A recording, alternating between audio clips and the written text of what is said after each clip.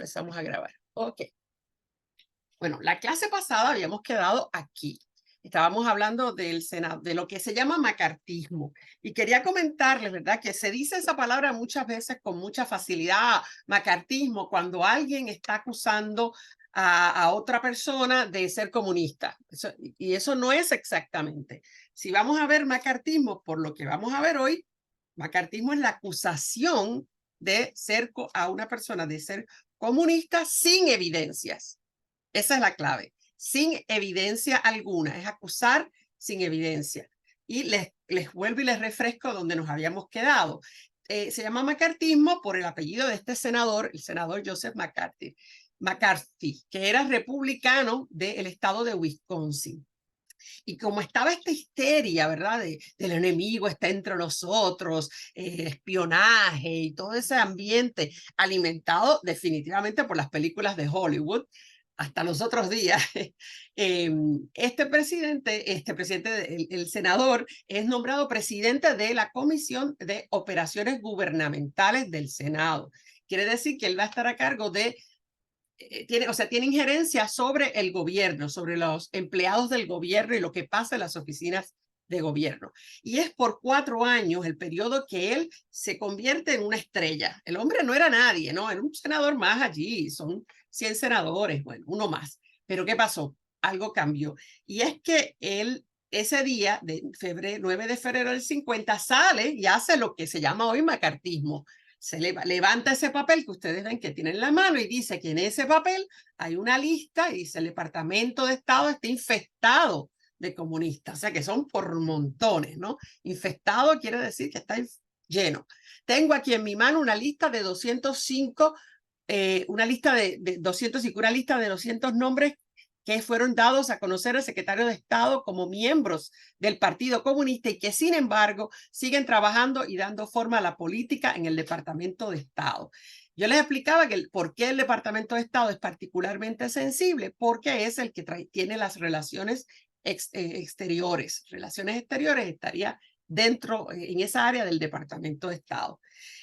Claro, al día siguiente la prensa, que en esa época preguntaba más que lo que pregunta hoy, porque hoy casi no preguntan, le sigue insistiendo, ¿verdad? De cuándo va a dar a conocer los nombres, son 205. Pero bueno, en realidad son 57, ahí bajó de 205, lo bajó ya a 57, y si le hubieran seguido preguntando, seguro llegaba a decir que no tenía ningún nombre, porque la realidad es que nunca enseñó la lista, ni los nombres, ni nada. Pero sí empezó con esta campaña de tratar de encontrar a los enemigos ocultos en el gobierno.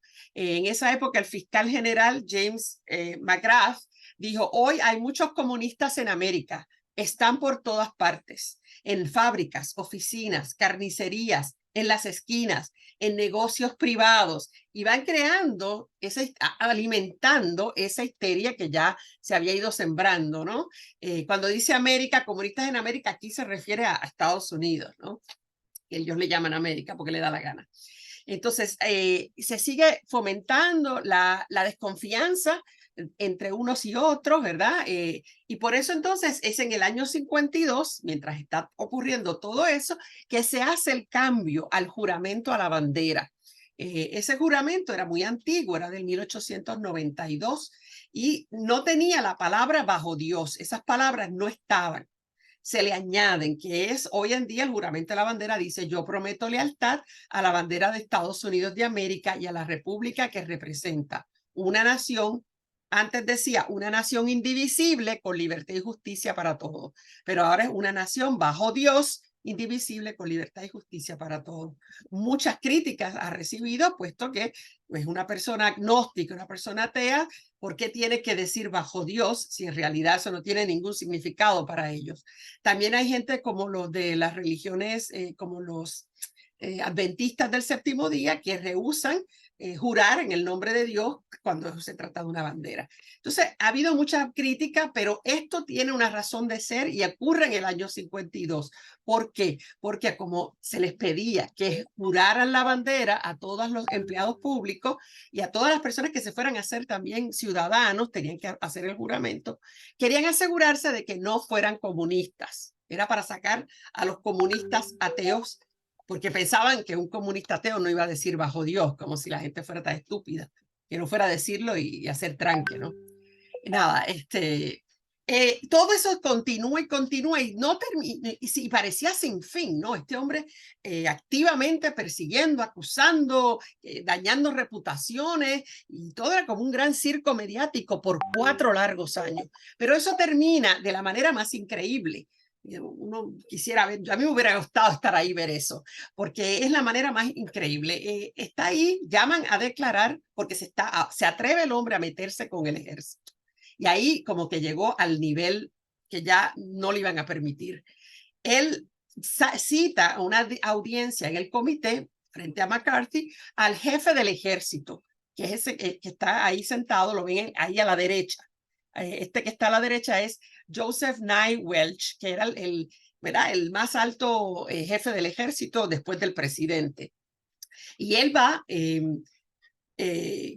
está ahí con su abogado, que lo ven ahí, ese representante legal. Y entonces, del ejército. Y cuando McCarthy empieza a tratar de destruir la reputación de un socio del bufete del abogado, el abogado le contesta estas palabras, que son el final del macartismo. Le dice: hasta este momento, senador, creo que usted nunca había calibrado su crueldad o su imprudencia. No asesinemos más a este muchacho, senador. Ya ha hecho bastante. No tiene sentido de la decencia, señor, por fin. No le queda sentido de la decencia. Y eso fue como que rompió lo que todo el mundo tenía en la mente, lo dijo, alguien lo dijo. O sea, como dicen en Estados Unidos, alguien dijo: hay un elefante en el cuarto. Es una expresión de Estados Unidos de que hay un elefante en la habitación y nadie se atreve a decirlo hasta que alguien lo dice. Y ahí todo el mundo dice: sí, todos nos dimos cuenta que había un elefante. ¿Y qué pasa? Cuando él dice esa palabra, no le queda sentido de la decencia. La tribuna que estaba escuchando empezó a aplaudir tanto, y no paraban los aplausos, tanto que tuvieron que pedir un receso. Y ese fue el principio del fin.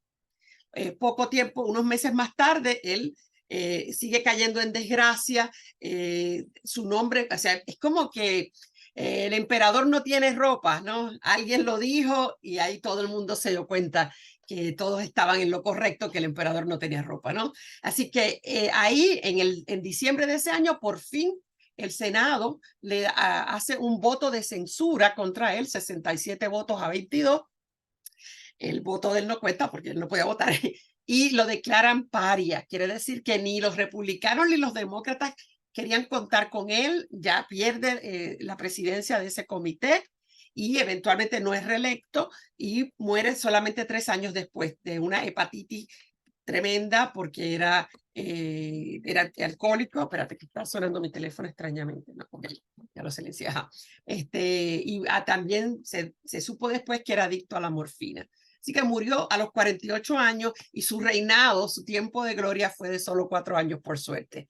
Pero el nombre de eso sigue siendo macartismo, ¿no? De ese atrevimiento de acusar sin tener evidencia, simplemente para destruir reputación. Entonces, otro evento que ocurrió, ahí estaba ocurriendo paralelamente a las persecuciones de McCarthy, tiene que ver con estas dos personas. Este matrimonio de Julius y Ethel Rosenberg eran judíos de Nueva York, habían nacido en Nueva York, hijos de extranjeros, hijos de inmigrantes europeos, y ellos en realidad, vamos a ver qué les digo, o sea, son acusados, se les acusa a ambos de dar información a los soviéticos sobre la fórmula de la bomba atómica. Esa es la acusación. Espionaje, ¿ok? Para dar secretos sobre la composición de la bomba atómica a los soviéticos. Él era científico, sí, pero el que trabajó en Los Álamos, que fue donde se hicieron las primeras bombas atómicas, era en realidad el hermano de Ethel. Pero él no era un científico, él trabajaba allí como maquinista. Recuerden que eso era como una gran ciudad en medio de un desierto, y él tenía un trabajo allí. El matrimonio es acusado por asociación. ¿Por qué? Porque llaman a David Greenglass, que es el hermano de Ethel, que ya su apellido de soltera era Greenglass, y lo presionan de que él era el que era el espía, ¿ok?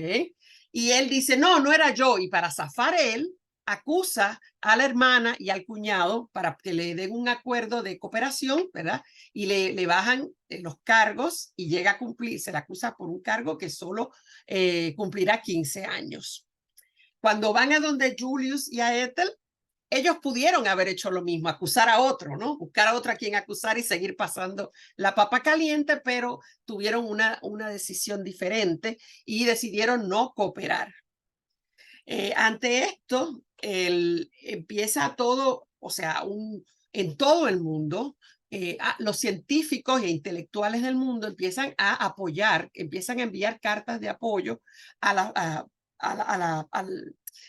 la postura de los Rosenberg y pidiendo clemencia al Estado, al gobierno, al presidente incluso de Estados Unidos. Todo eso hace en vano, a pesar de que se movilizan y hay activismo y protestas, ambos serán las primeras dos personas en los Estados Unidos en recibir la pena de muerte por espionaje. Mueren ambos en la silla eléctrica hasta el último minuto proclamando que eran inocentes. Eventualmente, los soviéticos, después de la disolución de la Unión Soviética, abrieron sus archivos y se descubrió que Julius, el marido, sí era espía soviético, pero nada que ver con secretos atómicos. Él daba otro tipo de información y que Ethel no tenía nada que ver, pero murieron los dos. Murieron, ¿por qué? Por también víctimas también de la histeria sobre en el tiempo de la Guerra Fría, porque no hubo justicia, el juicio ya estaba, o sea, las mentes ya estaban hechas antes de que empezara el juicio, así que fueron también víctimas. Entonces, sigue ese movimiento, como les decía, incluso en las escuelas, en hospitales, se hacen simulacros para qué hacer en caso de un ataque nuclear o una bomba atómica sea lanzada. Se hacen folletitos como ese que ven a la izquierda, cómo sobrevivir un ataque atómico, como si hubiera forma de sobrevivir un ataque atómico. Y fíjense las tonterías. El que ven acá a la derecha le dice, y por los dibujitos pueden ver lo que les digo, le dice, si tienen tiempo, métase en un sótano o en el subterráneo, ¿no? En el subway, en el subterráneo, y trata de buscar un sitio donde esconderte, como si tuviera algo que ver. La segunda dice, tírate al suelo, ¿verdad? Tírate al suelo completamente acostado y lejos de cualquier objeto. Y la tercera dice que escondas la cara en tus brazos. Es tan estúpido que, bueno, nada, es tonto, ¿no? Este es el rótulo que todavía, yo me acuerdo que había en mi pueblo, había escuelas que tenían ese rótulo, todo mohoso ya, pero todavía había en los años 2000 había todavía este tipo cuando tú veías eso en un edificio, cualquiera que fuera el edificio, era un edificio donde te podías ir a esconder en caso de un ataque atómico, como si pudiera ser algo eso, como si los edificios no se desaparecieran como pasó en Hiroshima y en Nagasaki. El gobierno trata también de fomentar que las personas hagan sus propios refugios antiaéreos o antinucleares, perdón, en este caso, sus propios bunkers, ¿no? El bunker. Y esto es un ejemplo de un búnker, así se comercializaban, estos son fotos de la propaganda para una familia de 3 niños, ¿ven? Tienen el espacio que necesitan, comida enlatada, pero imagínense con ese poquito de comida enlatada y una cajita de agua, a la semana tienen que salir y se van a fuñir como quiera, pero bueno, se supone que eso iba a ayudar. Mire, hay muchos modelos, había mucha propaganda sobre cómo hacerlos y cómo crear un filtro de aire que iba a filtrar el aire que entrara a ese lugar para que no entrara nada de partículas atómicas y un montón de tonterías que eran ridículas. Pero como Estados Unidos es un lugar tan individualista, esto era individual. No vayan a pensar que iba a haber, como hubo en Europa, los refugios para que todo el vecindario se reuniera en el mismo lugar. En los Estados Unidos cada familia debe tener su propio refugio y salvarse como pueda. Por eso les pongo acá el sálvese quien pueda. Para marzo de 1960, solamente a pesar de la propaganda y los intentos de venderlo, propaganda para vender, anuncios y todo eso, solo 1.565 refugios caseros en solo 35 de los 50 estados. ¿Por qué? Porque eran muy costosos. Además que tienes que tener el espacio, tienes que tener una propiedad que tú seas dueño de la propiedad para empezar, tener el espacio y tener el dinero para hacer ese búnker, porque costaba varios miles de dólares. La revista Time sacó un reportaje en el 61 bajo el título Gun Thy Neighbor, que significa dispárale a tu vecino. Eso es lo que quiere decir. Y en la entrevista a un residente en los suburbios, en las afueras de Chicago, dijo: cuando termine mi refugio, voy a montar una ametralladora en la escotilla para mantener a los vecinos fuera si cae la bomba. Lo digo muy en serio. Si el estúpido público estadounidense no hace lo que tiene que hacer para salvarse, yo no voy a correr el riesgo de no poder utilizar el refugio que me he tomado la molestia de proporcionar para salvar a mi propia familia. Entonces es claro que no hay ni la intención, ni a tu vecino lo vas a dejar meterse en tu refugio. Así que muy individualista todo, como solía ser. Acá ven los niños en las escuelas haciendo ejercicios inútiles de que iban disque a salvarse con eso. Esa es la película que les mencioné la otra vez, la de Buscando a Eva. En la Casa Blanca se construyó, en esos tiempos se construyó el búnker que existe todavía, y lo que sabemos es solamente lo único que enseñan, no enseñan fotos de nada por seguridad, es simplemente la puerta. Y ven la menuda puerta que tiene el búnker que está en la Casa Blanca. Eso sí protegen, ¿eh? Ajá, esa sí es de verdad, verdad. Pero si usted vive cerca de la Casa Blanca, olvídate que no te va a dejar entrar. Entonces ahí también hay documentos y arte. Leí en un artículo que nadie lo confirma, pero por ejemplo, hay una pintura en la Casa Blanca que es una pintura de George Washington. Esa pintura es de los tiempos de cuando George Washington fue presidente. Y cuando quemaron la Casa Blanca en el 1812, la guerra de 1812, la esposa del presidente que estaba en la Casa Blanca agarró la pintura, agarró la vajilla, mandó a los empleados que agarraran la vajilla y lo salvó la pintura. Esa pintura, según he leído, la que está ahora mismo en la Casa Blanca es una copia. El original está ahí, lo tienen ahí en esa búnker de la Casa Blanca. Y todas cosas sensibles, me imagino que están ahí. Así que ahí que queda. Se supone que queda debajo, en esta parte, que es lo que se llama el Emergency Operations Center, el Centro de Operaciones de Emergencia. Eso es lo que es el búnker. Y bueno, entonces estos años 50, a pesar de que está todo ese miedo, ¿verdad? De la guerra atómica, de la bomba atómica, de los enemigos y todo eso, paralelamente es unos tiempos de gran prosperidad económica, como pasó después de la Primera Guerra. Al terminar la Segunda Guerra, esta prosperidad económica se va a ver reflejada en la sociedad estadounidense, pero no se lo crean, no en todos, en los blancos. No es en todo, ¿ok? Como vamos a ver. Y como hay prosperidad y también hubo la producción aumentó tanto en los Estados Unidos, la sociedad toma un giro y se va convirtiendo más y más claramente a partir de los 50 en una sociedad claramente de consumo, con agencias de publicidad, con cada vez anuncios más creativos. Esto se vuelve toda un área que se va a empezar luego a estudiar en la universidad, cómo hacer campañas de publicidad y todo esto para promover consumo. En el principio, ¿verdad? Hay una situación para los trabajadores que también es próspera en los años 50, comparada con lo que va a venir después. Se basa todo en algo que tiene que ver con algo que está pasando hoy, precisamente hoy en los Estados Unidos. Se llamó entonces el Pacto de Detroit de 1950. Detroit es la ciudad en Michigan donde estaba la fábrica de automóviles Ford, y otras fábricas también están ahí en Detroit, en Michigan. Y entonces en esa época había unos conflictos, hubo antes conflictos laborales porque estaban pidiendo que ya que había tanta prosperidad y las ventas iban tan bien, era el momento de mejorar los salarios de los trabajadores y las condiciones de trabajo. Entonces, estas tres compañías que hoy, el día de hoy, que estamos hoy, 15 de febrero hoy, creo que es 15, soy loquísima, pero creo que es 15, me corrigen si no, se me olvidó.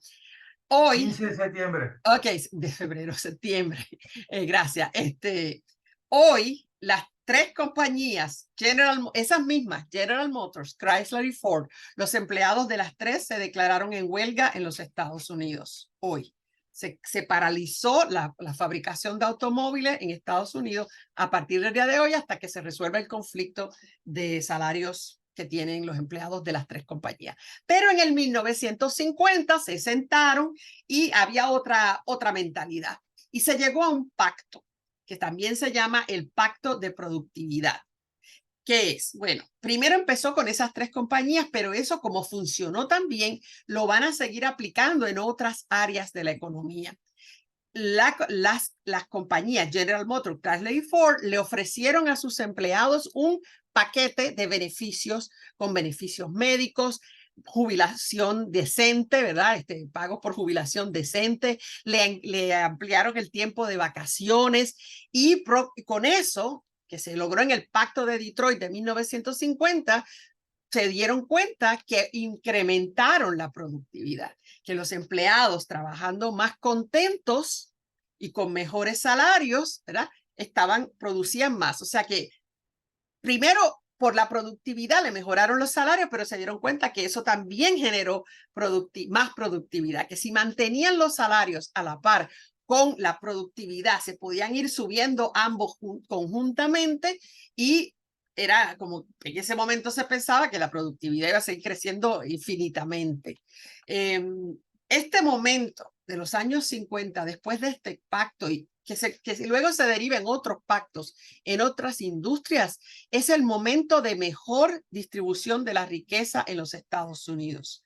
Es el momento en que se crea la clase media gracias a esto. Y es posible porque Estados Unidos, ¿se acuerdan que les dije? Al terminar la guerra, tiene un poderío económico impresionante y produce 60% de todos los productos manufacturados del mundo.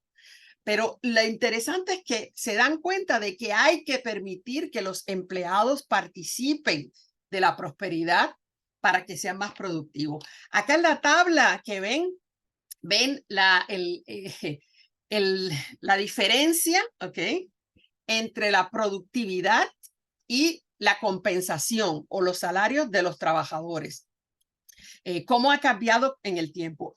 Desde los años 50, que es donde empieza la tabla, hasta los años 60, fíjense cómo iban a la par los salarios con la productividad, iban creciendo conjuntamente y van a ir creciendo bastante a la par hasta que llegamos a los años 80. Desde los años 80, la compensación se quedó en un mismo nivel, básicamente hasta los 2020, aunque la productividad aumentó, creando entonces la desigual distribución de la riqueza, porque los trabajadores no participaron de esa riqueza que produjeron, no vieron un cambio en sus vidas, siguieron cobrando lo mismo por producir mucho más. Y bueno, eso es parte de lo que Estados Unidos está pagando hoy en día con los serios problemas sociales y políticos que tiene, ¿no? Esa desigualdad tiene unas consecuencias de las que vamos a hablar eventualmente un poquito más. Así que el punto de cambio, el punto de inflexión es el 1980, que es la entrada a la presidencia de Ronald Reagan, después de tener a Jimmy Carter. Esa transición a Ronald Reagan, para mí, es el principio del fin de Estados Unidos. Por ahí todas las estadísticas empiezan a demostrar la decadencia que estamos viendo y que se está haciendo evidente cada día. Pero volviendo a los 50, les decía que los años 50 son buenísimos para los blancos en Estados Unidos, ¿ok? Espérate que lo cambié mal. Ajá, acá. Ups, ajá. Hay un 250% de aumento en el PIB en esos años, el desempleo va a mantenerse por debajo del 5%, la inflación por debajo del 3%. Excelente, pero otra vez para los blancos, ¿ok? Y ese estilo de vida de los blancos, de la clase media, esa nueva clase media consumista en Estados Unidos, a través de la televisión, que es el gran invento que empieza a correr el mundo en los años 50, va a permitir que el resto del mundo copie ese estilo de vida estadounidense, que se vuelva en lo que todos quisieran tener, y todavía lo es, ¿no? Porque cuando veían las personas, siempre en Hollywood veíamos cosas y la gente quería tener esas cosas, pero ahora lo tienen en la televisión, no tienen ni que ir al cine y pagar, lo pueden tener en la sala de su casa constantemente, ese modelo, ese estilo de vida que no es real. Es un estilo de vida de unos pocos en los Estados Unidos, pero que se nos vende como que es el estilo de vida de Estados Unidos, todavía al día de hoy. Si ustedes se fijan en las series estadounidenses, con frecuencia usted ve que los protagonistas son bartender o barman, como dicen acá, y tienen un apartamento, pero de punta en blanco, hermoso, un auto de último modelo, y uno sabe, si ha vivido en Estados Unidos, que eso no es posible. Ningún barman puede vivir así.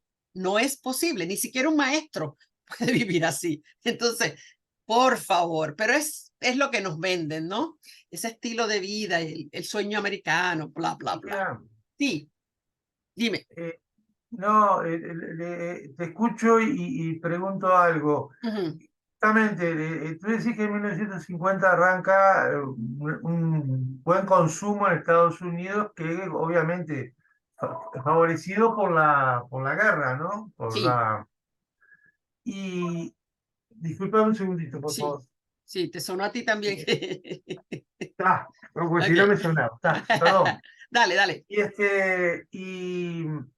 Pero también existe en la parte de la economía Ujú, esa forma de empezar a vender hasta que el stock empieza a necesitar esa... el otro día hablábamos, se ujú, empieza a llenar, ya no hay más para vender, ujú, empezamos a cambiar los modelos, empezamos a... ujú. Y ese Crear primer necesidades de las ficticias. Ujú, necesidades, eso. ujú. Entonces, ese primer envión yo creo que es lógico que haya sido una buena redistribución, porque también en la redistribución es el cobro de impuestos, También, sí, es la claro. vuelta del dinero, digamos. Ujú, sí, sí. Sí, es una Eh, inversión en realidad porque vuelve, ¿no? claro, Pero, me lo hiciste pensar con eso que dijiste de que ujú. no se puede estar continuamente creciendo, Oh, no, pero se cree, pero le voy a decir pero porque se cree que sí. mi esposo trabajó en la industria en Estados Unidos, la industria de lentes, y me dice que la expectativa en cada compañía en la que él trabajó y llegó a ser vicepresidente en una es crecimiento todos los años, Exacto. todos los años. Y él dice, Sí, es sí, que no sí, es sí. realista, no es posible, pero Sí, sí, sí. La norma unit, por ejemplo, ujú, tienen una forma que uno dice, pero esto no puedo todos los años estar no es cambiando, sustentable. variando. O sea, No, no, pero está. se la venden Sí, así. sí, está. Eh, Era ok, eso nada más, porque la economía, como que está bien lo que mostrás, pero llega un sí, sí. momento que tiene que pagar. Va, sí, y lo van. Y Bueno, como después les no digo lo, también, esto no lo vive todo el mundo. Este estilo de vida que les voy a hablar ahora no lo vive todo el mundo. Lo bueno, viven los el blancos de sueño, la clase media. y el Ujú. sueño americano después no lo venden a todos, Ah, no, obviamente. no, no, no, no, no. En las Limitaciones, películas, en claro. Hollywood. Ujú, sí, pero no es realista, no es realista. No es la realidad de lo que vive la gente, para nada. Claro. Entonces, hay Mira, una de las me inyecciones. permitís Ajá, una sí, sí, dime, aclaración nomás, digo, dime, para Daniel. redondear un poco lo que Ajá, planteaba Daniel y planteas ajá, tú. sí. Dentro de la economía, ¿verdad?, del país, vos Ujú. tenés un punto hasta donde podés crecer, Mm. ¿tá? Para poder crecer más, lo que tenés que hacer es abrirte al Exportar. mundo y Ujú, empezar a venderles a otros. Entonces ahí ujú, vos creces y bueno, si tenés una buena política fiscal, ujú. distribuís, si Sí, no, el famoso derrame no viene nunca, ¿no? exacto. Sí. Ah, Ok, no sé gracias. Y te complemento algo de lo que decías, sí, Daniel. muy bien, Correcto, gracias. sí, correcto. Lo Por eso cuadramos en ahí. algún momento Estados Unidos empezó a vender ese mismo sueño Claro. afuera. Y para que todo el mundo quisiera tener los mismos autos, las mismas cosas que veían en las películas, ¿no? Las marcas, se pone mucha marca en las películas, las Yo hablaba de los Coca-Colas, autos, todo. yo hablaba de los autos la vez pasada y cómo esa industria hoy en día sigue siendo de cada americano su auto, ¿no? O sea, Sí, sí. está en la cabeza de ellos. Sí. Montevideo a veces yo pienso que se está pareciendo, pero ese es otro problema. Bueno, siempre copiamos las malas mañas primero, eso pasa siempre. Y vos prestás atención a las películas, es impresionante las marcas que aparecen atrás, ¿no? Oh, sí. Eso es, Y lo que pagan esa gente, ¿por qué? Porque ese actor tome Coca-Cola o en lugar tome cierta marca de cerveza o use ciertos calzoncillos, todo lo pagan, sí. todo tiene. Claro, Bueno, pero como la famosa manzana en todas las laptops que se abren. Es decir, ¿cuánto vale esa manzana en la laptop que se abre, ¿no? Ajá, Es decir, así y es. está en Estados Unidos, sin embargo, aparece la manzana. Sí. Es competencia. Exacto. Hay una cosa interesante que capaz que ustedes no conozcan, es que cuando terminó la guerra, se firmó el GI Bill of Rights, la Carta de Derechos para los soldados que regresaban de la guerra.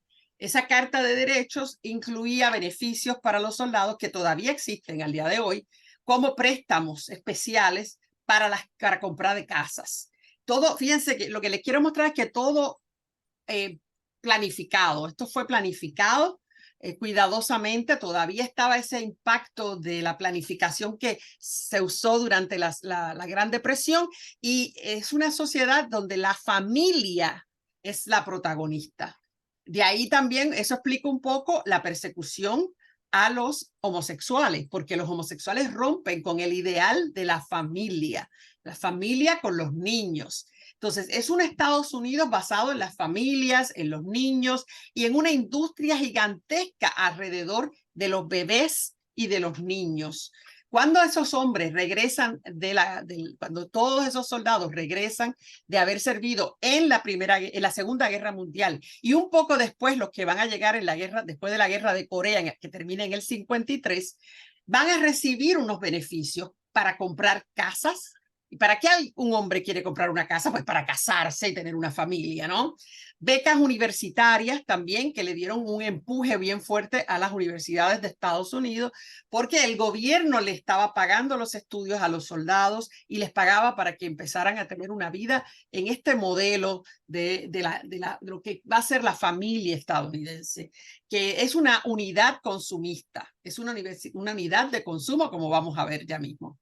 Esos soldados al llegar todos empiezan a casarse y a tener bebés, porque no los contraceptivos ni se hablaba de eso, nadie quería hablar ni pensar en eso, así que empieza lo que se llama el baby boom. Hoy en día los baby boomers fueron los que nacieron hasta el año 63, creo que yo me zafé un poquito, pero todos esos que van a nacer después de la Segunda Guerra hasta el 62, 63, esa gente son los que se llaman los baby boomers. Y ya mismo le doy el número para que vean la explosión poblacional de bebés que hubo.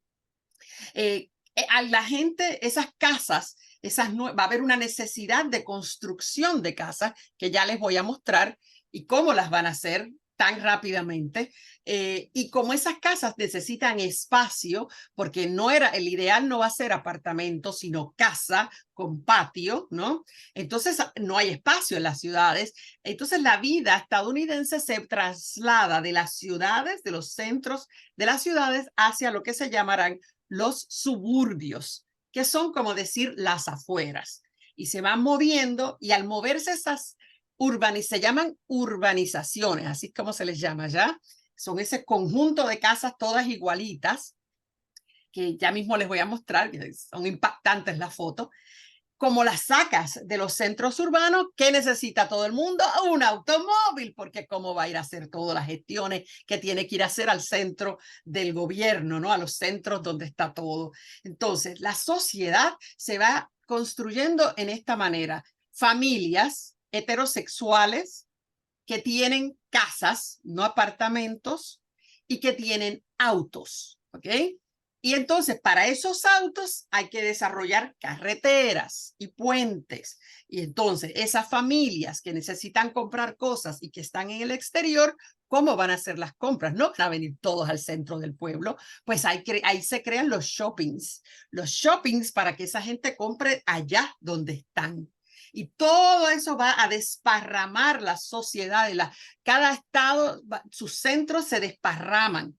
Los blancos se van a la periferia, a esas urbanizaciones, y los suburbios, como le llaman en Estados Unidos, se mudan a los suburbios, los blancos, y quienes quedan en las ciudades, los negros, los hispanos, y ahí que quedan, ¿verdad? En el buruntuntún, y son los que no tienen auto, que necesitan, que usan el transporte público, que generalmente es de circunvalación de las áreas urbanas. Ahora les voy a mostrar con fotos lo que les estaba explicando. Ah, bueno, aquí ven, ajá, sí, ya, ajá, dime. ¿Por qué la similitud de las casas? ¿Hay alguna base prefabricadas? Sí, ahora mismo les iba a mostrar esto, pero se los muestro ya mismo, espérate. Porque hay una línea de serie, más fácil. Sí, son prefabricadas. Espérate, ¿dónde están? Ahí las ven. Ahí ven. Eso es Levitt, la compañía que empezó a crear casas prefabricadas es Levitt, se llama así.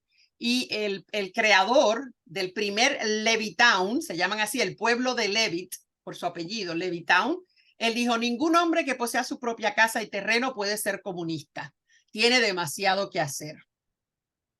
¿A qué se refiere? Bueno, tiene que limpiar el patio, tiene que cortar la hierba, tiene que estar todo el tiempo arreglando algo en la casa. Entonces no tiene tiempo para ser comunista, ¿no?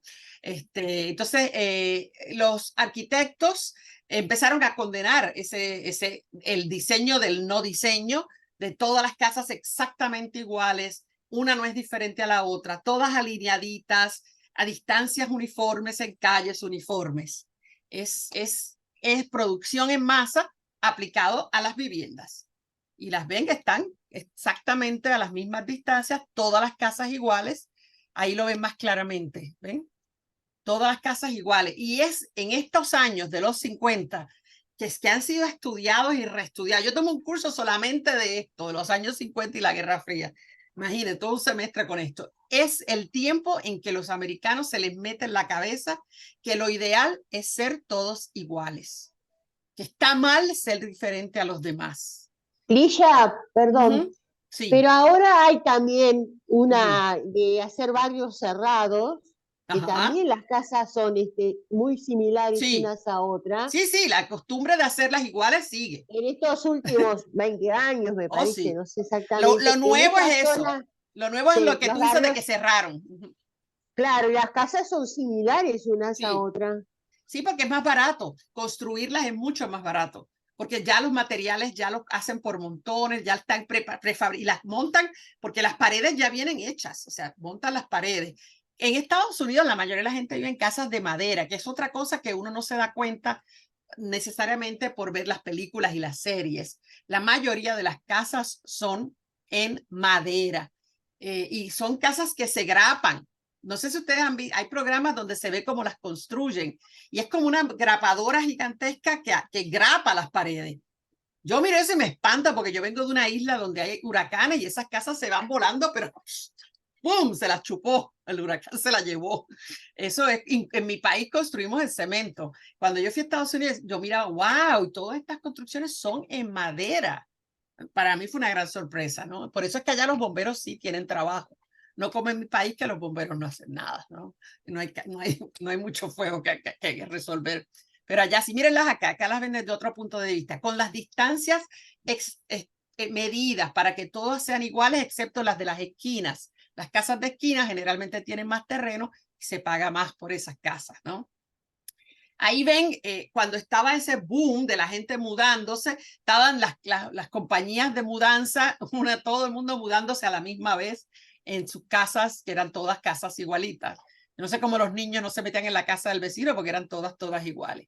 Y la familia se le ve como una unidad consumidora de bienes. Una vez que tú pones a esa familia en esa casa con ese auto, a venderle, se ha dicho, a venderle cosas. Y eso no ha parado hasta el día de hoy. Cuando mi esposo habla con cualquier amigo de él en los Estados Unidos, la conversación, por lo menos digamos, 40% de la conversación es sobre lo último que han comprado, lo que van a comprar, y eso va. 40% de la conversación es una descripción detallada de todo lo último que han comprado y de todo lo que están pensando comprar y dónde están buscando precios y taca, taca, taca. Allá no es como que la casa uno la decoró y quedó. No, hay que redecorar, redecorar y redecorar todo el tiempo. Yo me aburrí de oír a mis compañeras de trabajo hablar de las decoraciones y de las boberías. Horrible. Entonces, las mujeres en este mundo, las mujeres son en la casa, el trabajo, y es muy, si se fijan, todo lo que les he dicho es muy similar a la Alemania nazi, ¿ok? Este concepto de la familia y la familia en pareja heterosexual. Para las mujeres se parece mucho a vivir bajo el fascismo, porque su trabajo es tener bebés, ¿no? Y cuidar a los bebés, cuidar la casa y cuidar al marido. Y la que no se casa sufre. Ajá. ¿Religión aquí cómo juega? Bueno, aquí, la religión cristiana, o sea, escoge la que te dé la gana siempre y cuando seas cristiano. Pero practicante, ¿no? Practicante. Fíjate, no había mucho énfasis en esa época. El énfasis en la religión viene con Ronald Reagan. Ahí es que entran, ¡pum! Y las iglesias evangélicas y todo eso, el boom de todo eso es con Ronald Reagan, que le da un tremendo poder a las iglesias, como ellos le llaman, las organizaciones de fe, le llamamos, que son iglesias, ¿no? Pero no se hablaba tanto del tema. Sí, de los valores, Pero Ligia, desde el principio la religión fue fundamental en los Estados Unidos. Sí, ya estaba dada, Estados Unidos es cristiano. El calvinismo era familia, trabajo y iglesia. Sí, eso ni se discutía, eso era intrínseco a la cultura estadounidense para este momento. Lo que sí que no había el énfasis tanto en, por ejemplo, esta familia que vive en esta casa va a la iglesia, algunos van a la iglesia, pero no se ve constantemente imágenes de ellos en las iglesias, no se reforza tanto. Yo creo que se reforzaba más el sacrosanto hogar y todos los objetos que tienes que meter en ese hogar y todos los enseres domésticos. Es impresionante, ¿ok? Aquí ven un poquito, le voy a poner este videíto, o lo ponemos al final si acaso, lo ponemos aquí porque no quiero quitar mucho tiempo, es cómo Estados Unidos vendía el capitalismo, la idea del capitalismo a otra gente, pero ya me invito, se lo pongo, no todavía. Voy a saltarlo para mostrarle algunas películas que ustedes probablemente vieron y que eran todas de los años 50 y sobre los valores de los años 50. La más clásica es Pleasantville, esta. Pleasantville yo la tengo porque me fascinó, es esta película que una pareja de jovencitos, viene un hombre a arreglar el control remoto del televisor y hace algo el hombre y los niños quedan dentro del televisor en un programa de blanco y negro de los años 50 que ellos estaban viendo en ese momento. Entonces los dos adolescentes se descubren a sí mismos viviendo en los años 50, aunque esto es de los años 80 o 90, ¿no?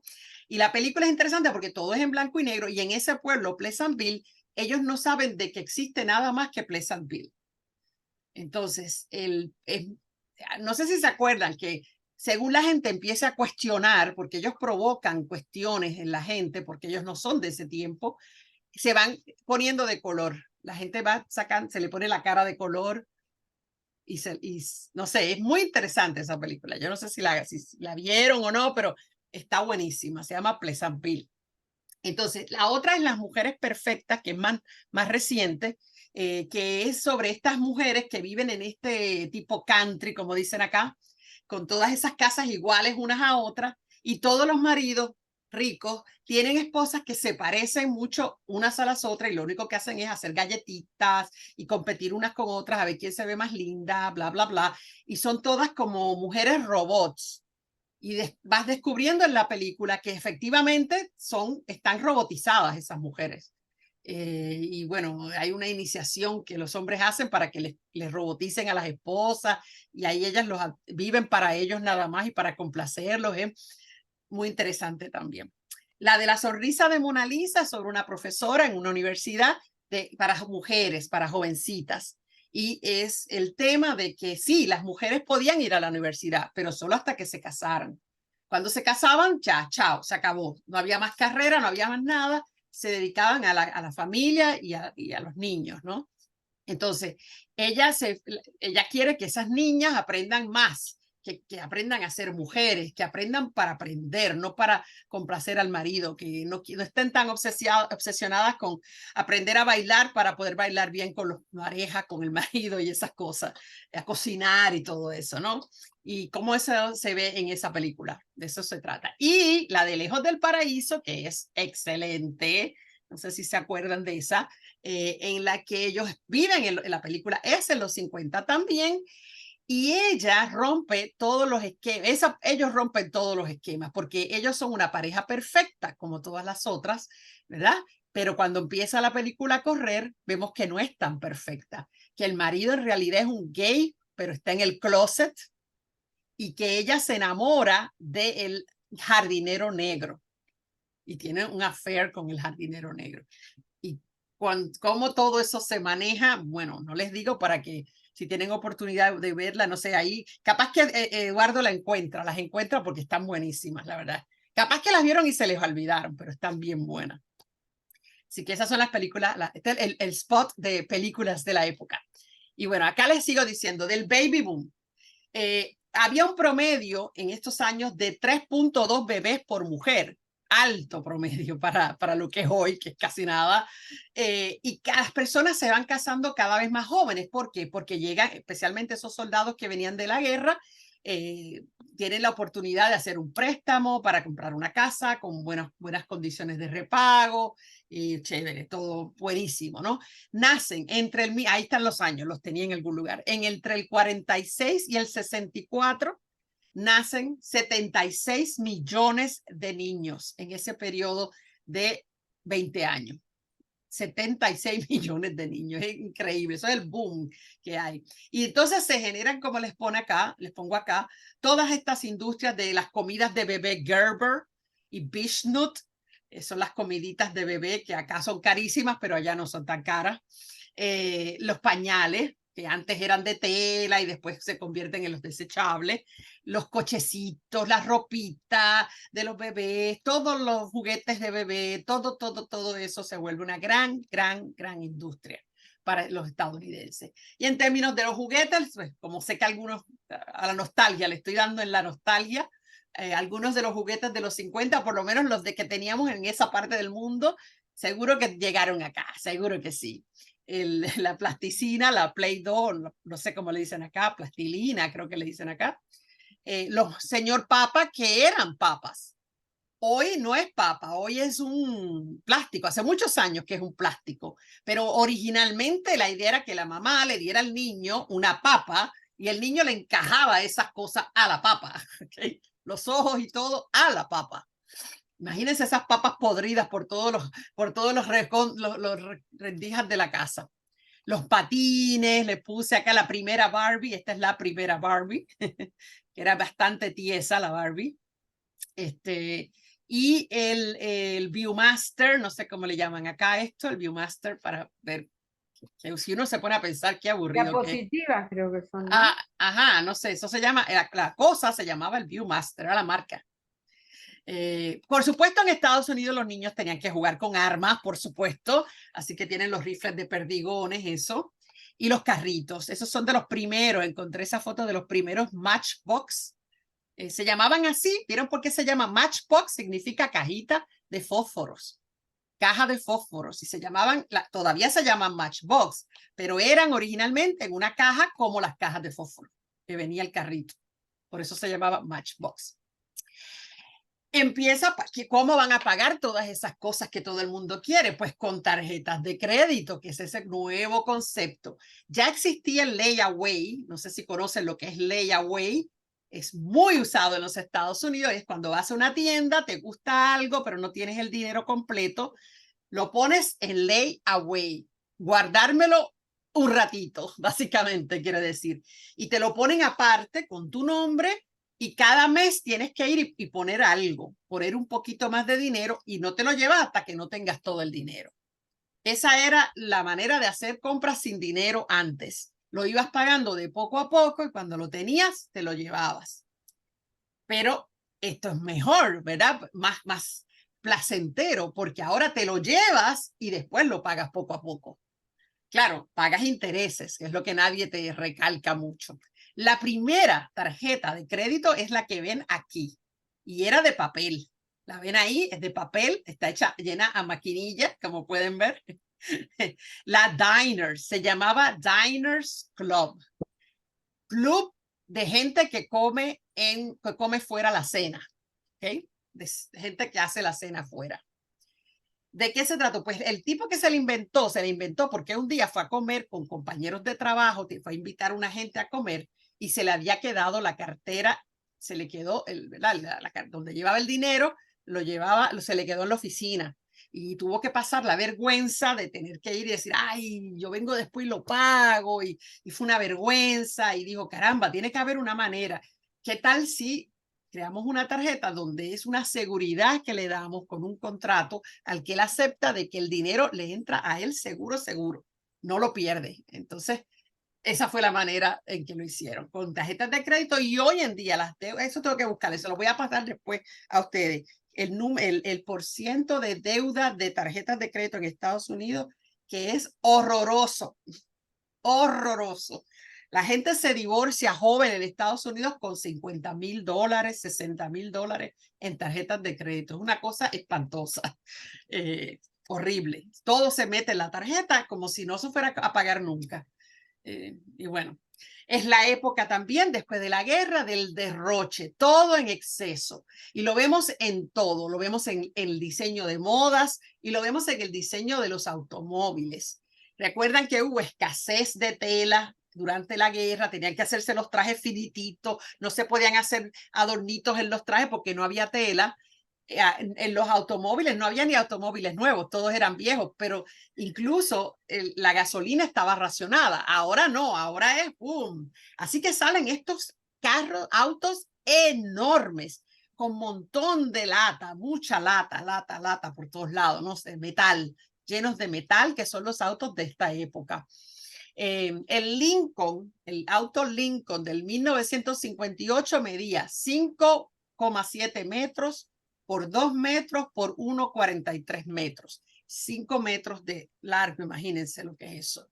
Y el coche de la época era el descapotable rosa, que creo que lo tengo, no lo tengo acá, creí que lo había conseguido, no. Era un descapotable rosa. Para el año de 1960, 3 de cada 4 hogares tenían por lo menos un auto o coche. Y claro, con toda esta gente viviendo en las afueras, con sus automóviles, se tienen que crear las autopistas, las mega autopistas en Estados Unidos. Como la gente entonces empieza a viajar en auto más y más, en su auto particular, viajando solos con su familia, se empiezan a construir moteles, que son estos hoteles pequeños donde la gente pasa la noche, o sea, no tienen que tener ni siquiera piscina ni nada de esas cosas porque es para dormir y seguir en la carretera. Se desarrollan los fast foods en la carretera con los, no sé cómo le llaman acá, pero en mi país se llama servicarro, que uno va en el auto y ahí mismo le sirve la comida, ¿no? Para que no te tengas que bajar del auto y por ahí lo sigas. Eso a ambos lados de las carreteras para que la gente pudiera parar y seguir y no perder tiempo. Autoservice. Es autoservice. En mi país es servicarro, porque allá le decimos carro al auto. De car. Mal dicho, muy mal dicho. Y se hacen los autocines para que la gente no tenga que tocar codo con otros seres humanos. La gente va en su propio auto, con su propia familia y ven las películas desde sus automóviles, que es otra cosa nueva de esta época. Acá ven el primero de los autoservicios en la McDonald's. El primer McDonald's, el primero fue en el 55 en Chicago, fue Ray Kroc, que luego le vendió. Hay una película sobre ello en Netflix, está lo más buena la película, cómo empezó McDonald's, pero luego seguirán los otros. El exceso de tela que les decía en la ropa, entonces ahora los trajes son bien anchos. las faldas bien anchas para la señora, con muchos pliegues, las faldas esas de pliegues, así de, no me acuerdo cómo se llama, pero con pliegues, tabletas, guantes, regresan los guantes, plisados. Oye, ¿usted sabe de eso? Eso mismo. Y los guantes hasta acá, mi mamá tenía guantes hasta acá y todo. Los zapatos, están los stilettos, lo que le llaman estiletos, con los tacos muy altos, se ponen muy de moda en esta época. Pero en la juventud, sobre todo, y como les decía, en las casas, en los autos, todos quieren verse como los otros. Ese es el modelo de la clase media. Todos somos iguales, todos somos clase media. Entonces todos hacen lo imposible por verse iguales, por verse similares, ¿no? Vestirse muy parecidos unos a los otros. Ahí ven algunas de las modas de la época. Estos son los que le llaman el drive-in o autoservicio, donde las personas, se paga por persona. O sea, cuando vas entrando te cuentan a las personas que están en el auto, y el truco siempre era meter gente en el, ¿cómo le dicen acá eso? En el baúl. Baúl, eso, el baúl. Sí, allá está en mi país también. Y bueno, ahí van y ven las películas en el autoservicio. Mi país queda un autoservicio en Puerto Rico. Y la gente va por el fondo de hacer algo distinto, ¿no? Entonces, esas casas en serie que les decía, empiezan desde el 47 a diseñarlas, este hombre Levitt que les dije, y es aplicación de el modelo de cadena de montaje, ¿verdad? Lo que hacían en las fábricas, aplicado a la construcción de viviendas. Antes hacían 4 casas en un año, 4 casas, la compañía Levitt hacía primero 4 casas en un año. Aplicando las técnicas de cadena de montaje, llega a construir 36 casas por día. Cada casa se vende por $10,000 y tiene un lote de 18 metros por 30 metros. Ese es el sueño americano de los años 50. Tener eso. Eso es lo que hay que tener.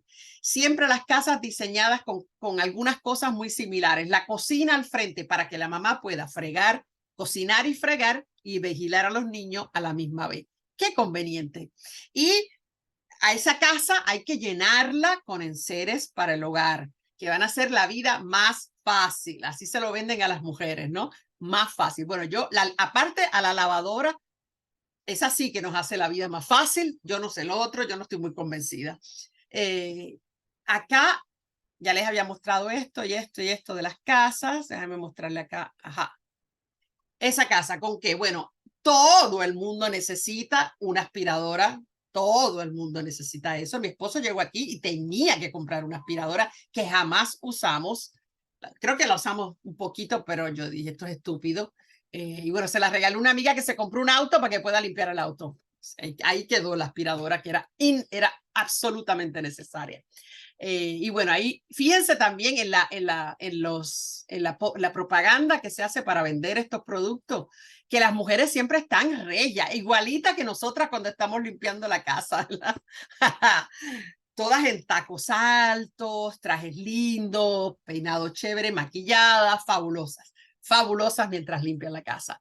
Ahí ven, necesita todo el mundo un aire acondicionado, por supuesto. Y miren las estufas, o sea, o lo que ustedes le llaman la cocina. Miren todo lo que tenía, ¿no? Hasta arriba para hacer bizcochos, porque las mamás tienen que hacer bizcochos y galletitas, por supuesto. Acá es de la revista, esta revista muy importante en esa época, la revista Seventeen, una de muchas revistas para mujeres como Cosmopolitan, Buen Hogar y Vanidades. Dice, no hay oficina, laboratorio o escenario que ofrezca tantas vías creativas u oportunidades ejecutivas como ese lugar cotidiano que es el hogar. ¿Qué profesión ofrece la alegría diaria de preparar una deliciosa cena, de convertir unos metros de tela, un bote de pintura y la imaginación en una nueva habitación? De ver a un hombre cansado e inseguro al final de una jornada laboral convertirse en el descansado señor de su mansión. Es como que... Y bueno, toda la propaganda para eso. Esto es una de las... Yo le hacía a mis estudiantes en inglés leer todo esto y discutirlo, porque no voy a traducírselo todo.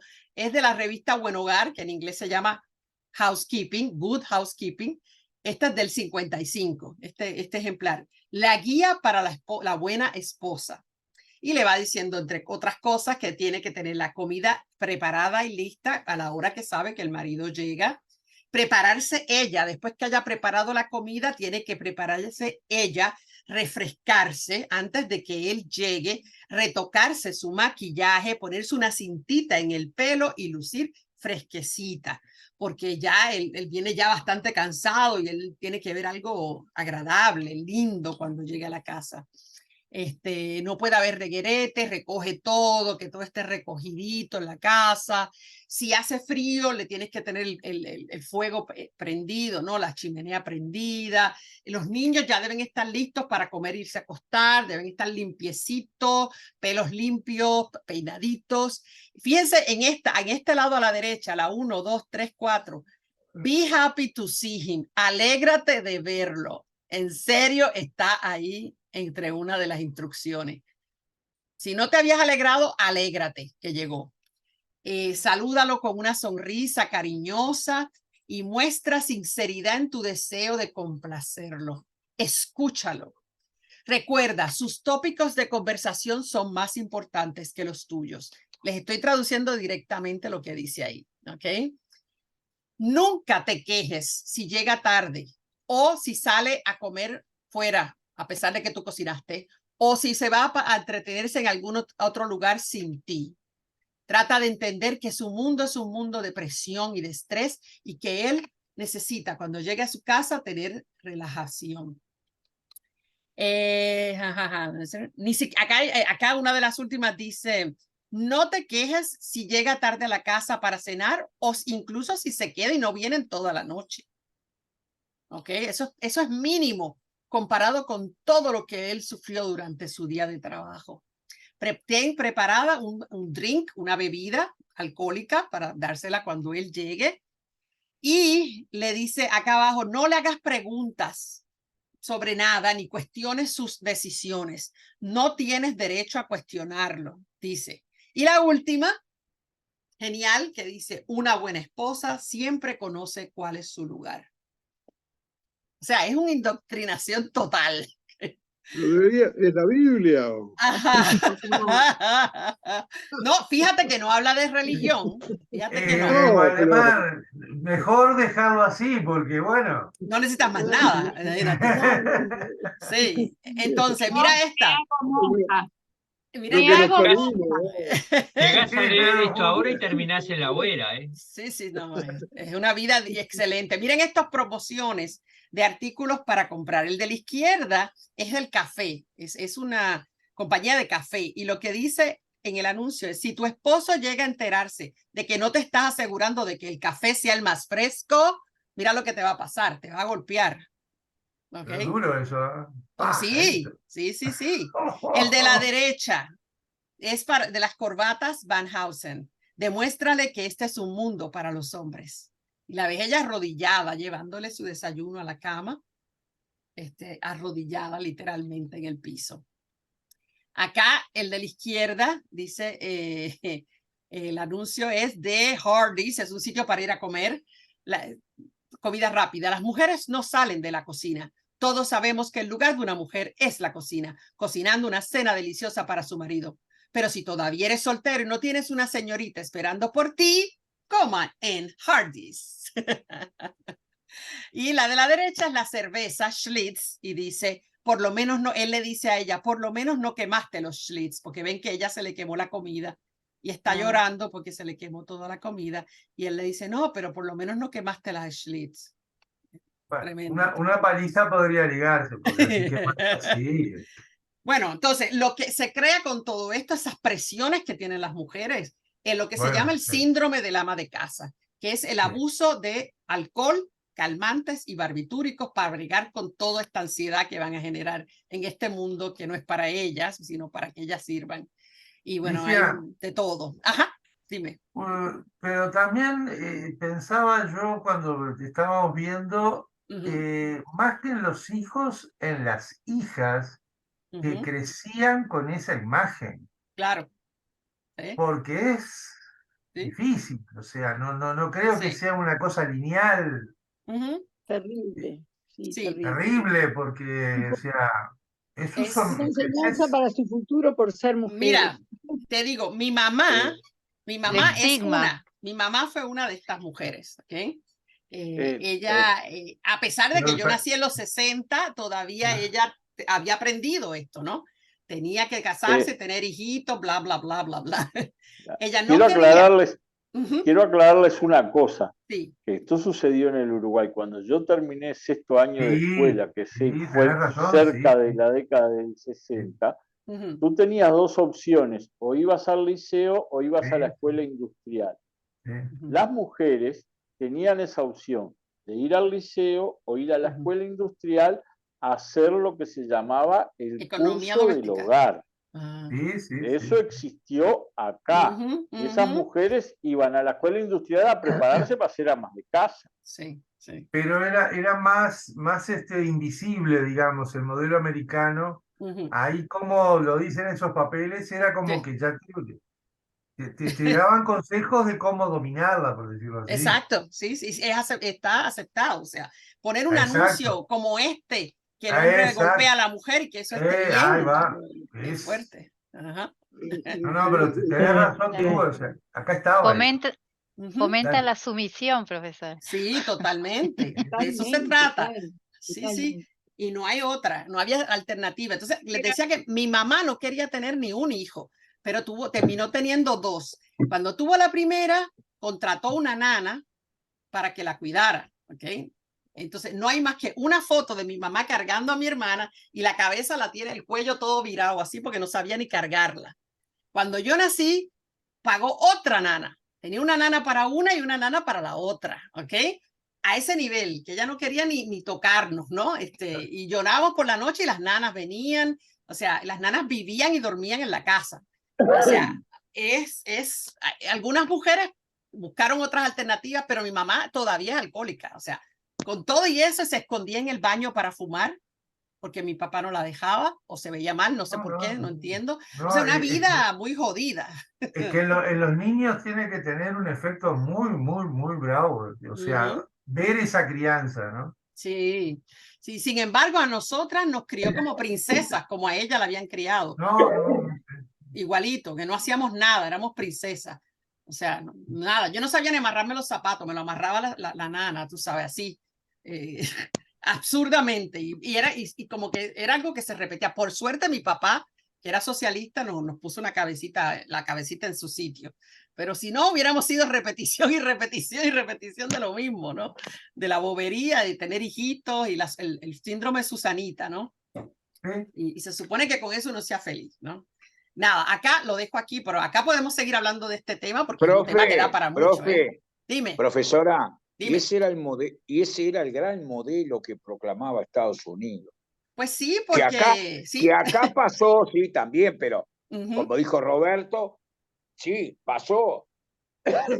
Eso de que los varones, terminado el liceo, o iban a trabajar o iban estudiaban, y si no estudiaban, trabajaban, ese fue un modelo que no fue tan nefasto porque, por ejemplo, prácticamente cuando yo me crié acá en este barrio, eran el 1 por 200 el que no hacía nada, pero además el que no hacía nada, los mismos vecinos le preguntaban al padre, che, ¿qué pasa que tu hijo Jorge no hace nada? No estudia, ¿no? Se preguntaba. Sí. Porque el que salió del liceo, o iba al laburo, o seguía la escuela industrial. Y había la expectativa de que se casara, me imagino. O si tenía la capacidad de hacer universidad, hacía la universidad. Como muchos, claro, pero miles que yo, pasaron por la William, me refería más al caso de la mujer, ¿no? Claro. Cómo la sociedad la preparaba para ser eso. Esposa. Porque iba a un lugar, a un centro de enseñanza, podía ser abogada, podía ser médica, podía ser lo que quisiera. Casi no, muy pocas estaban en esas profesiones. Lo claro, más que le enseñaban el 10%, ponele, el 10% seguía una carrera. Es que Roberto, el Crandon enseñaba cocina, literalmente. Había una carrera que se llamaba Economía Doméstica en el Crandón. Ah, sí, en Puerto Rico también, sí, me acuerdo de eso, de Economía Doméstica. Pero en la escuela industrial había que se llamaba Curso del Hogar. Y sí, Economía del Hogar también le ponían para que sonara mejor. Igualmente me parece que acá, no sé, pero yo soy de la época, entré al liceo en los 60, ¿no? Habíamos muchas mujeres, jovencitas en ese momento, que íbamos a los liceos. No sé más tarde si pudieron seguir o lo hicieron hasta que se casaron, pero había una apertura, me parece, mayor que de la que está contando. Puede ser que empezaba, pero era un porcentaje menor que iba al liceo. La mayoría o ya no iba porque esperaba casarse o hacía lo que yo decía, ¿verdad? Claro, pero además también en el interior del país también había menos posibilidades de seguir estudiando, cosa que ahora ha cambiado muchísimo. También las profesiones que escogían eran de maestra o de secretaria. ¿Por qué maestra? Porque en el interior era lo único que se podía estudiar. Claro. Y mirá si vas a dejar a una mujer ir sola a Montevideo. O a veces no se podía económicamente tampoco, porque había menos Aparte, pero andá a mandar a una mujer sola a Montevideo. Imposible en esa época. Con 18 años era que tenía que tener chaperona. No, tenía que tener chaperona. O sea, esa presión también de que tenía que tener una familia y tener hijos, no todo el mundo quiere eso y no tiene nada que ver ni siquiera con la preferencia sexual o qué sé yo, nada de eso. Es simplemente que no quieres esa responsabilidad. Claro, eso es del mandato social. Ajá, correcto. Y fíjense que tiene que ver con la economía, que tiene que ver con necesitamos que estas estructuras familiares donde vamos a convertirlos en consumidores, ¿no? Son unidades de consumidores. Claro. Está todo relacionado. Es muy difícil todos estos temas, digo, en el tiempo fueron evolucionando. Los años 60 hubo un quiebre, ¿no? Es decir, en nuestro país. El quiebre fue el tema político. Y ese consumo que recién estábamos hablando también llevó que para mantener a una mujer tuviera que volver a trabajar, ¿no? Tuviera que volcar al mercado de trabajo, ¿no? Claro, hubo una necesidad después porque no le pagaban suficiente a los hombres para que las pudieran mantener comprando. Para mantener ese estatus que querían. Sí. Seguro. Es bien clarito que es entre el 58 y el 60. Acá y creo que en todo el mundo. Allá empezó un poquito antes en Estados Unidos, como todo. Apareció el pelo largo. Los hippies, es lo que estaba pensando. Eso vamos a ver en la clase que viene. No, eso viene después. Aguanta, que eso viene después. Eso se viene una reacción. Los Beatles. Claro, esa reacción yo digo, pelo largo, minifalda, mujeres fumando en la calle. Pero eso se viene en la próxima clase. Mira, espérate, que Elizabeth quiere hablar algo. Elizabeth, ¿qué nos están mostrando? A ver. Lo que quiero decir es que siempre la base de todos estos cambios sociales es económica, porque vivimos en un mundo capitalista, punto y raya. Entonces, todas estas culturas que perduran o que mueren cuando el capitalismo encuentra otra forma para seguir creciendo. Claro. Entonces, este libro, que era de mi abuela ya, como quedó viuda muy joven, hizo la carrera de profesorado y daba clase en el liceo, ¿está? O sea, era una rara. Pero igual, este libro se lo daba a mi madre, que fíjense, no sé si ven ahí, ¿qué tiene ahí? Pero dice, organización de la labor doméstica. Y te enseñaban hasta cómo ordenar un placard. Oh. Ok. O sea, estaba todo, era mi abuela. Tengo que aprender eso. Ese curso yo lo necesito. Ahora que hasta hace poco una japonesa se hizo rica. Sí, claro. Muchachas. Ahora que decís eso, cuando los matrimonios en esa época iban al registro civil, decía fulanito de tal de profesión empleado. Fulanita de tal de profesión, labores. ¿Cómo? Labores. Ama de casa. En mi país era ama de casa. ¿Cómo ordenar la caja de herramientas para el marido. ¡Ay, qué lindo! ¡Qué lindo! Me vas a tener que sacar copia del libro porque yo ahí necesito está, mandalo al grupo, Elizabeth. Tenemos que enseñar todas esas cosas. Se ve que no tomé ningún curso de eso. El horario que tenías que armar para ser una buena ama de casa. Mira tú, el horario. Me imagino que tiene bebidas, cómo hacer las bebidas, ¿no? Cómo hacer mezclas, como si fueras la bartender, la barman tú y todo eso, me imagino. Ten en cuenta que antes se firmaba, ¿no? María fulana de y el apellido del esposo, ¿no? Sí, mi mamá también. Qué horrible. Padre firmaba así. Sí, claro, de hecho acá perdía el apellido. O sea, acá por lo menos. Uno de ustedes lo mencionó, que me parece importante recalcar, que eventualmente esos cambios, cuando la mujer va a salir, se le permita, porque se le permite a la mujer trabajar, es porque el dinero no da. Cuando esos salarios, como yo les mostré en la tabla, no siguen subiendo y hay que mantener el estatus y seguir comprando todas las cosas que hacen falta, entonces la mujer va a tener que trabajar. No es que para que ella sea mejor persona y se sienta orgullosa de sí misma y autosuficiente, es porque tiene que producir dinero, punto. Hay también una teoría que por ahí escuché económica en cuanto a la mujer en el trabajo. Era mejor pagar 2 sueldos bajos que un sueldo alto al marido. Es decir, la economía llegó a un punto que tuvo que expandir su mano de obra para seguir produciendo, y en vez de pagarle más sueldo al marido, lo dividió entre la mujer y el marido. O sea, no lo digo como una teoría, obviamente. Sí, lo he leído. No quiero decir ni que la mujer salió a trabajar por eso ni por eso, pero cierra económicamente como una forma de aumentar la mano de obra, ¿no? Claro. En favor del empresario. Pero no dejó de ser un trauma para los maridos las primeras esposas que salieron a trabajar, la vergüenza de que no podían mantener a su familia, ¿no? El estigma de que no pueden mantener a la esposa y todo eso. No, pero mirá que no estás tan lejos, ahí estoy con Roberto, o sea, uno se acuerda de cuando uno se casó y por más que sea un poco progresista, la cabeza tenía ideas de ese tipo. Yo tengo que ganar más que mi señora. Yo soy el sostén de la casa. Claro. Es decir, totalmente. Esas ideas las teníamos a la cabeza. Sí, es correcto. Decir, que tu señora fuera una profesional y tú no. Ya. Ay. ahora de la plin. Al revés, se lo enseñamos a nuestros hijos.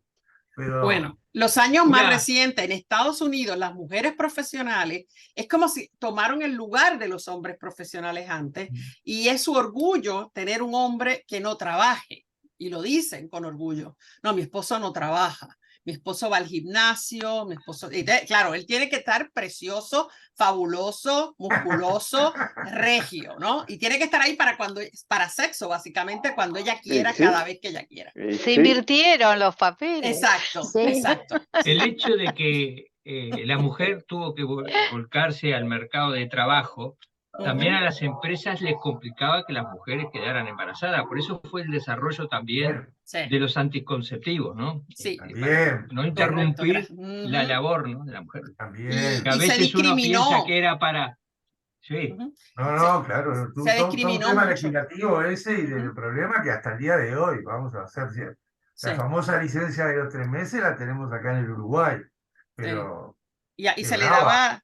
Y la preferencia a las mujeres que ya habían pasado la edad reproductiva, en mi país hay mucho de eso. De hecho, mi ex marido, que era jefe en una compañía, me acuerdo una vez que iba a contratar una secretaria y me dijo, bueno, estoy entre esta y esta, pero mejor esta porque esta es muy joven y va a salirme embarazada. Y yo, ¿qué? Bueno, yo por poco lo mato, porque a mí por poco pierdo mi trabajo por quedar embarazada una vez. Yo, ¿cómo tú te vas a atrever a hacer la misma porquería? Bueno, al final la contrató y sí, quedó embarazada, pero y sí, o sea, pero que era buena. A tu marido. Sí, pero era muy buena. Echaron a tu marido. Tú le diste manija para que quedara embarazada para llevarle la contra tu esposo. No. Pero yo lo que creo es que era un estereotipo de la época. Sí. Pero es una realidad también. Cuesta una mujer empleada que te quede embarazada. O sea, te cuestan los beneficios y que no la tienes, el servicio de esa persona la tienes que sustituir, ¿no? Mientras está fuera. Y es una consideración. Una pregunta para hacerte. ¿Europa más o menos tenía el mismo reflejo que Estados Unidos en este aspecto? Yo no te puedo contestar eso, pero sospecho que no tanto. Porque acuérdate que estaba en la reconstrucción. Tenían otras preocupaciones en ese momento. Dime, Eduardo. Yo sigo mucho la Guerra Civil Española y lo que siguió después. Bueno, después que se impuso el franquismo, para las mujeres ya se les enseñaba desde niñas a cocinar, a planchar y a hacer las labores de la casa para ser una buena esposa. Y siempre se mantuvo hasta después de que murió Franco, que cuando la mujer iba a hacer cualquier movimiento de dinero, necesitaba la autorización del marido, que firmara el marido, la firma del marido. Y ahora estaba siguiendo el tema de lo que pasaba con las republicanas, las mujeres republicanas. Ellas como rojas, como le decían, no tenían ningún derecho, ni siquiera a trabajar. No se les permitía ni trabajar. Eso fue la época de la gran hambruna hasta los años 51, 52, donde fue terrible la situación. Y para completar el panorama, aunque no tenga mucho que ver con el tema, pero sí de una realidad tan cruda, tan dura que había, la Iglesia Católica fue la base del franquismo. O sea, hacían el saludo de Franco y todo. Y en un convento, un médico, ginecólogo él, junto con una monja, se robaron en total 3.000 niños que eran de mujeres republicanas. O sea, que se los quitaron. Exacto. Y una de las cosas más terribles era que cuando esas mujeres iban a parir, las ponían en un cuarto solas, nadie las ayudaba, nadie.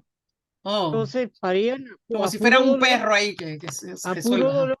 Exactamente. E inmediatamente le presentaban a la madre otro bebé envuelto como si estuviera muerto, y le decían que estaba muerto, y para que se se quedaban con el bebé. Exacto. Y vi el testimonio de mujeres que, ponele que en el 2010 ya tenían 80 y pico de años, que recordaban el dolor de haber perdido los hijos. Entonces, el hecho de estar la mujer al servicio del hombre era obligatorio. Eso lo habían reconquistado con la Primera y la Segunda República. Entre 1931 y 1936, la mujer había logrado obtener el voto, la despenalización del aborto, tener derechos de poder trabajar. Y luego se fueron para atrás, y luego todo eso se volvió para atrás. Exacto, cuando vino la guerra, el franquismo se impuso y perdieron todos los derechos. Después que murió Franco, creo que no me acuerdo cuántos años, recién volvieron a tener el voto, pero la mujer, o sea, toda esa propaganda que tú mostraste en Estados Unidos, de cómo tenía que servir al marido porque el marido venía cansado, eso era en España. O sea, la mujer tenía que estar al servicio del marido completamente, y estar bonita y todo lo demás. Eso quedaba para la franquista, la falangista. Las pobres republicanas terminaban en las cárceles. Sí, ahí se trajeron unas empresas para las mujeres, las que necesitaban, querían hacer un dinerito por el lado, vendían lo que ustedes le llaman Tupperware, nosotros decimos Tupperware. Eso era una de las cosas que las mujeres casadas podían hacer, y la otra era vender Avon, los productos Avon. también. Exacto. Eran las pequeñas empresas que las mujeres podían tener para tener su dinerito, ¿no? Sí, sí. Ese Pero dinerito que escondían. Lamentablemente yo lo vengo estudiando desde hace años y lamentablemente la izquierda no supo cómo encarar por sus problemas internos, que es una cosa muy profunda, que terminaron lo que terminaron, en una guerra y todavía arriba perdiendo y todo lo demás. Y con ello todos los derechos que la mujer había conquistado. Porque a diferencia de Estados Unidos, cuando la guerra, las mujeres no trabajaban en los armamentos, en las fábricas de armamento. Y es similar también a lo que era Alemania. Exacto, muy similar. Alemania, la doctrina nazi, la mujer se tenía que preparar para tener la mayor cantidad de hijos posible y servir al marido y todo. Pero la diferencia aquí es la mujer como productora de consumo, como una unidad de consumo, la mujer. Entonces ahí viene toda esa industria del maquillaje, porque la mujer tiene que estar bella, ¿no? Eso no lo tenían las alemanas, no, las alemanas al natural. De hecho, se veía mal si se usaba maquillaje. Sí, y las españolas también. Entonces, la diferencia está en que una vez terminada la guerra en Norteamérica, que las mujeres aprendieron que podían estar trabajando en la fábrica, pues que ellas se rebelaron y se pusieron a ponerse bonitas, todo lo demás, y a tener derecho y a pelearle a los maridos que ellas ya trabajaban y tenían que conservar el derecho. Como decía Roberto, después los 60, 70, mayormente 60, 70, es que vamos a ver una reacción a esta cultura que las mujeres estaban sufriendo tanto, ¿verdad? Que estaban sufriendo todo el tiempo. Entonces reaccionan con el no quiero, el amor libre, ¿verdad? Con todo lo contrario a lo que les habían impuesto. Exacto. La experimentación con drogas ¿verdad? Naturales, como el hachís y todo eso, y las mujeres empiezan a exigir sus derechos, ¿no? Entonces no quieren usar el corpiño, como le dicen acá, ¿no? El sutién, se sacan los sutienes, los queman, se juntan y los queman y hacen todas estas demostraciones, protestan el Miss Universe, el concurso de Miss Universo, lo protestan. Todo eso es interesante que en los años 70 se va a generar. Yo creo que los Estados Unidos, su mejor momento fueron los años 70. Entonces, después de Vietnam, ese periodo en que logran terminar la guerra de Vietnam, ahí. ¿Y qué pasa? Que cuando tuvies los 80, viene Reagan, que es lo que vamos a ver en un momento, llega Reagan y ¿qué hace Reagan? Las vuelve para atrás. Aunque constitucionalmente tienen el derecho a votar, cada vez tienen menos participación. Solamente se les ve como unidades de trabajo y de consumo. Y ya ni siquiera, se escucha lo que dicen las mujeres, cada vez menos. Y se convierten otra vez en excepcionales. ¿Por qué? Porque se le da una importancia tan grande a la iglesia que la iglesia vuelve a vender y a inculcar esa idea otra vez de que la mujer está ahí para ser el hogar, el templo del Espíritu Santo y bla, bla, bla, bla, bla.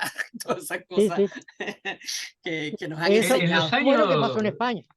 En los años 60, 70, en América Latina se dio el fenómeno revolucionario de los grupos guerrilleros, donde hubo mucha intervención de mujeres que también ayudaron a una mayor liberación que de repente no se dio en Estados Unidos, en países más estables, ¿no? Sí. ¿En qué años tú dices fue acá en Latinoamérica, en los 80? Ponele 65, sí, 68, por ahí. Allá. Digo, cuando yo empecé 70. El liceo, ahí estaba el furor, digo. Sí, en Estados Unidos también. Es con el impulso de la liberación femenina, es en ese periodo también. Y ahí acá hubo un movimiento que tendía mucho a la liberación, la participación de las mujeres en los grupos de izquierda, de guerrilleros y eso, ¿no? La politización. ¿no? Yo creo, o sea, de acuerdo a lo que Ligia fue mostrando, yo creo que en Estados Unidos la mujer, a ver, entiéndaseme bien, se le daba un respeto que en Europa no es que no se le respetara, tenía un papel más de trabajo inclusive. El hombre no trabajaba tanto como la mujer. Es decir, pese a lo que dicen de España, yo creo que esa cultura de años, de muchos más años que Estados Unidos, la mujer era otra cosa. En Estados Unidos se le convirtió, como tú decís, Ligia, en un objeto de consumo, de belleza y sirviéndole a su marido. Sí. O sea, es como un artículo de confort para es un paquetito, digamos. Es un paquetito. En Europa yo creo que ya viene históricamente, venía con un papel más de, no sé, campesina, por llamarlo así. O sea... Sí, y en la posguerra las mujeres fueron muy necesarias porque se perdieron muchos hombres, se perdieron demasiados hombres jóvenes y muchos estaban con heridas, o sea, que estaban incapacitados para trabajar y las mujeres tuvieron que ponerse a trabajar. Perdón, no hay que olvidar el atraso tremendo que tenía España. Claro. No, pero España tenía sí, España estaba en otra, sí, es otra. Sí. No, España estaba en otra, sí. No.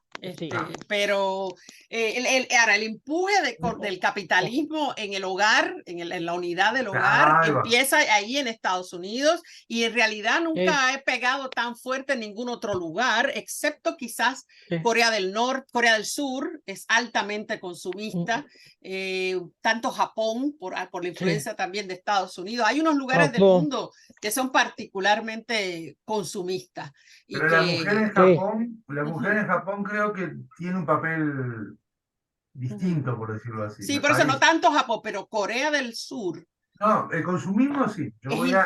Es intenso ahí, el consumismo, sí. Muy triste, tristemente, pero bueno.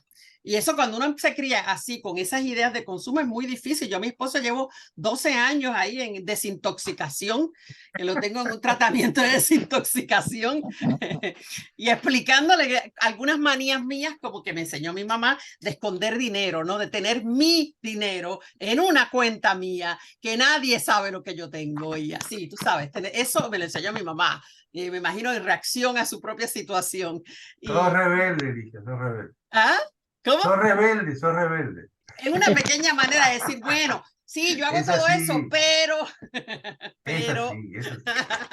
pero sí, hay que, eso de construir todo eso del consumo es muy complejo.